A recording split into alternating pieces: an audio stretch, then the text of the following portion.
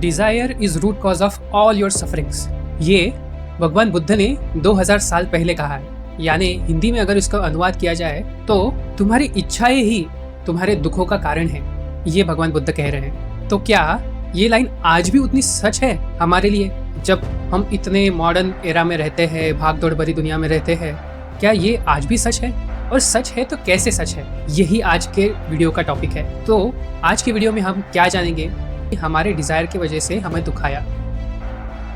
पर जब कोई बॉस डांटता है, कोई आप पे गुस्सा करता है तो दुख आता है, वहाँ पे तो कोई डिजायर नहीं था, तो वो दुख आया कहाँ से, ये समझने की कोशिश आज हम इस वीडियो में करेंगे। और ऐसे बहुत से सिनारियोज हैं हमारे लाइफ में जहाँ पे दुख का कारण अगर हमें पहले ही समझ जाए तो शायद हम उस दुख को पहले ही अवॉइड कर देंगे। Hi guys, welcome to mind की बात। हमारे एजुकेशन सिस्टम में ये सब नॉलेज नहीं है कि जीवन जीते कैसे है। हाँ, पैसा कैसे कमाना है इसके लिए हमारे एजुकेशन सिस्टम हमें ज़रूर तैयार करता है, पर जीवन जीने के लिए हमें तैयार नहीं करता। इसीलिए हमने ये चैनल शुरू किया है। It's a small effort from our side to educate people to understand life and its depth. So if you like such kind of videos, please subscribe to our channel mind की बात and let's start today's video. तो सबसे पहले ये समझते हैं कि इस लाइन का मतलब क्या है। Your desires are root cause of all your sufferings. आपकी इच्छाएं ही आपके दुख का कारण है। तो सबसे पहले क्या समझो, यहाँ पे दुख ये शब्द यूज हुआ है, ना कि दर्द। दुख ये माइंड में होता है, हमारे मन में होता है। जो पेन है, जो दर्द है, वो शरीर पे होगा। दर्द और दुख में फर्क है। दुख शरीर ठीक भी हो तो भी होता है। तो इस वर्ड का डिफरेंस समझ लो कि दुख और दर्द में फर्क है, इसलिए उन्होंने वर्ड यूज किया दुख, दर्द नहीं यूज किया। That is one thing. Second, यहाँ पे बोला गया है आपकी इच्छाएं आपके सभी दुखों का कारण है, कुछ ही दुखों का कारण नहीं है, ऐसा नहीं कहा, सभी दुखों का कारण है। मीन्स कुछ ऐसे दुख हो सकते हैं जिसमें आपका बॉस खराब है, जो रोज चिड़चिड़ करता है। अब आपने ये बॉस चाहिए, ये तो डिजायर क्रिएट नहीं किया था, तो फिर आपको दुख जो हो रहा है वो तो डिजायर से नहीं है, ऐसा आपको लग रहा होगा, राइट? पर यही तो गलत बात है। इस एग्जाम्पल को समझाने से पहले मैं आपको एक एक लेयर में कहाँ कहाँ कैसे कैसे दुख हम क्रिएट करते हैं हमारे डिजायर के वजह से, ये एक्सप्लेन करता हूँ। सबसे पहला दुख जो होता है जिसका डिजायर क्रिएट करो और इमीडिएट उससे दुख होगा। एग्जाम्पल, अगर आपकी तबीयत खराब है या फिर आप गिर गए, पैर में लग गया, हाथ में लग गया, तो आपने इमीडिएट डिजायर क्रिएट किया मीन्स वो हो गया ऑटोमेटिकली। ऐसा कोई बैठ के हाँ सोच रहा है कि मैं ठीक हो जाऊं, नहीं, ये नेचुरल रिएक्शन है कि मैं ठीक हो जाऊं। ये डिजायर आने के वजह से यू विल फील कि यार ये मेरे साथ ही होना था। ये है दुख जो इस डिजायर ने क्रिएट किया। तो ये है शरीर के लेवल का दुख। जो शारीरिक लेवल के दुख जो है वो इमीडिएट डिजायर क्रिएट करते ही शुरू हो जाते हैं। पर जैसे मैंने वो एग्जांपल दिया था बॉस का, आपने तो बॉस चूज नहीं किया, आपने आपकी सासू माँ चूज नहीं की, तो आपको दुख कैसे हुआ? So let me give an elaborate example. आपने 1 साल पहले, 2 साल पहले, 5 महीने पहले ये डिजायर तो क्रिएट किया था ना कि मैं इस कंपनी में जॉब करूंगा।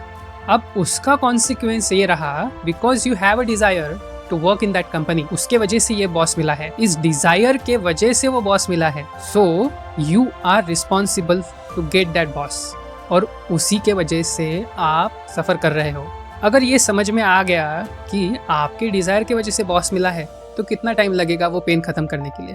समझ में आ रहा है? अगर नहीं समझ में आया तो फिर से मैंने क्या बोला है वो समझिए कि ऐसे कुछ डिजायर्स होते हैं जो इमीडिएटली दुख तो नहीं देंगे, पर कुछ टाइम जाने के बाद वो दुख देते हैं। जैसे सिगरेट पीने का डिजायर राइट अवे तो सुख देगा, पर लॉन्ग टर्म में कैंसर का दुख देने ही वाला है, राइट?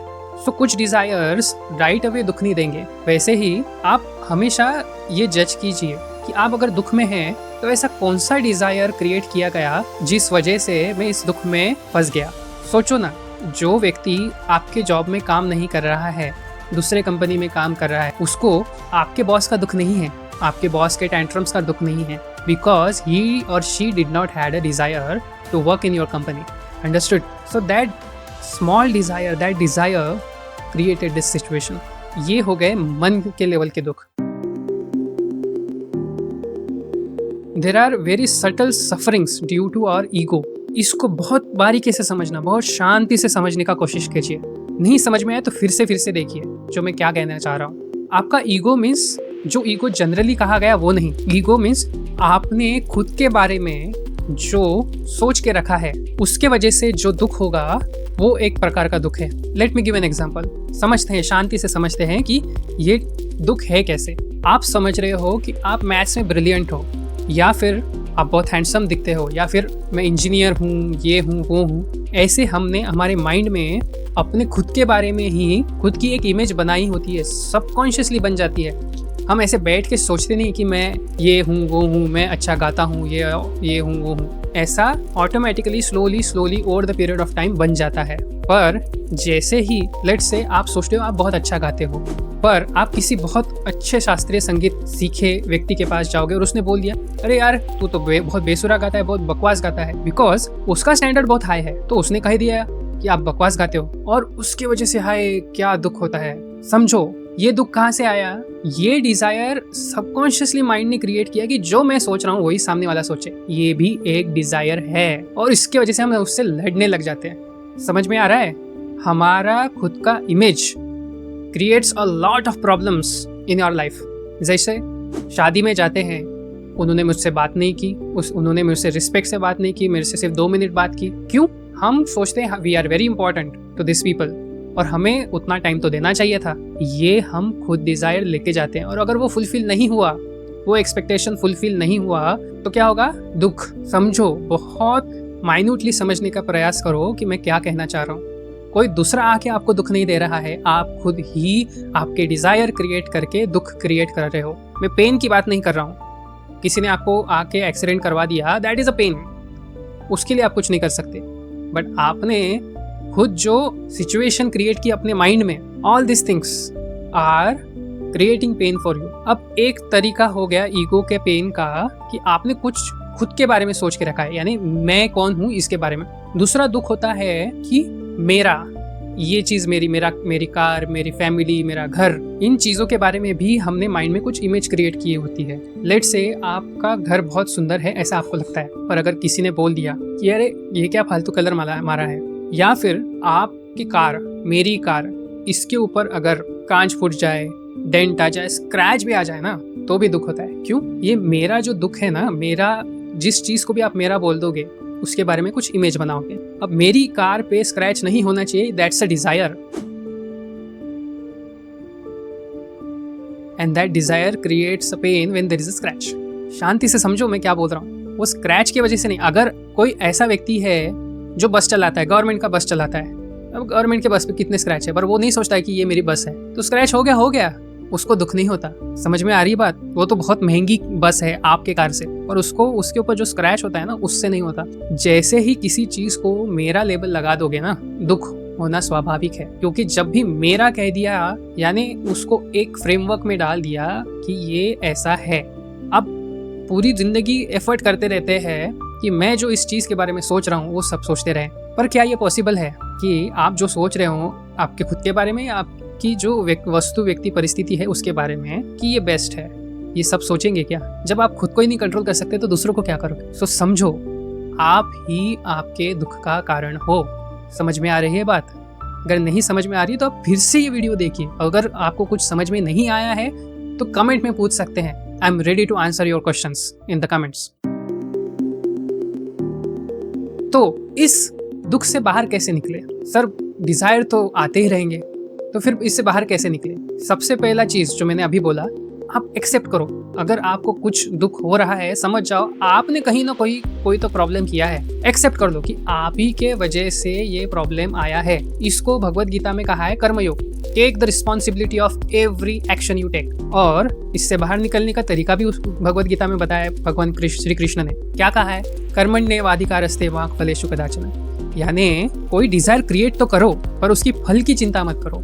यानी अगर आपको कोई डिजायर क्रिएटेड है, जैसे मेरी कार बहुत खूबसूरत है, या फिर मुझे जो प्रमोशन मिला है, this is the very rare promotion, मैं बहुत बड़ा हो गया हूँ, ये आप सोच रहे हो, पर माइंड को ज़रूर ये साथ में बता देना कि भाई सब ये सोचेंगे या ज़रूरी नहीं है। जैसे एक एग्जांपल देता हूँ, मैं खुद national institute of technology Nagpur से पास आउट हूँ। It's a very big institute in terms of engineering, if one of the 10-20 top 20 institutes in the nation. But हो सकता है ना जिसको उसका वैल्यू ही नहीं पता या फिर उसको कोई लेना देना नहीं उस चीज़ से, वो मेरे को बोलेंगे अरे क्या फालतू कॉलेज से ग्रेजुएट हुए हो, बिकॉज शायद वो IIT से पास आउट हो। तो मेरा तो ईगो हर्ट हो जाएगा ना। ईगो हर्ट मीन्स क्या, दुख। तो फिर साथ में ये जरूर डाल देना कि ये मैं सोचता हूँ भाई, ये यूनिवर्सल ट्रुथ नहीं है। तो जब भी डिजायर क्रिएट करो तो साथ में ये बोल दो कि भाई फल की चिंता यही नहीं, जो इच्छा थी कि सामने वाला भी ये सोचे ये फल है, ये फल हम चाहते हैं, ये छोड़ दिया। डिजायर तो क्रिएट किया, मुझे घर लेना है, मैं टॉप इंस्टीट्यूट में स्टडी करूंगा एंड ऑल दैट, बट मैंने फल छोड़ दिया। जैसे पेन के बारे में, जो शरीर में जब हम बहुत स्कूल में खेलते रहते थे वहाँ लगता नहीं था क्या, पैर को हाथ को लगता था, और हम खेलने में इतने घुस जाते थे कि हमें याद ही नहीं रहता था कि हमें कुछ लगा है। और बिकॉज याद नहीं है तो डिजायर नहीं बना कि हमें ठीक होना है, ये पेन चला जाना चाहिए, ये डिजायर नहीं है। जैसे बिकॉज ये डिजायर नहीं है, दुख कहाँ है? तो डिजायर क्या है? एक कंडीशन है which you wanted to fulfil, but life can be unconditional also. वही तो कहा गया है भगवद गीता में भी, फल की चिंता मत करो, अनकंडीशनल हो जाओ। हाँ, 100% एफर्ट डालो। क्यों भगवान श्री कृष्ण ने ये डिजायर नहीं रखा कि ये महाभारत ना हो? वो 3 बार शांति समझौता लेके गए थे, यानी डिजायर तो था, पर वो क्या बोलेंगे इसके ऊपर कंट्रोल नहीं होने की वजह से उन्होंने वो छोड़ दिया कि इसका आउटकम क्या आना चाहिए। ही पुट हिज 100%, पर जो एंड रिजल्ट है उसको छोड़ दिया। समझ में आ रही बात? यानी अगर आप किसी कॉम्पिटिटिव एग्जाम के लिए प्रिपेयर कर रहे हो, there is always a possibility, let's say आपका सब एग्जाम के लिए प्रिपरेशन हो चुका है, आप एकदम स्ट्रांगली प्रिपेयर्ड हो, आप सब पेपर्स जो प्री पेपर्स है उसमें मस्त पास हो रहे हो, पर पॉसिबल है ना पेपर के दिन आपका तबीयत खराब हो जाए, कुछ एक्सीडेंट हो जाए, इसी वजह से गलत पेपर आपको मिल जाए और आप फेल हो जाओ। पॉसिबल नहीं है क्या? है ना पॉसिबल। तो इन सब पॉसिबिलिटीज के लिए ही ड्रॉप द डिजायर आउटकम। जो आउटकम आप डिजायर का एक्सपेक्ट कर रहे हो ना, उसको छोड़ दो।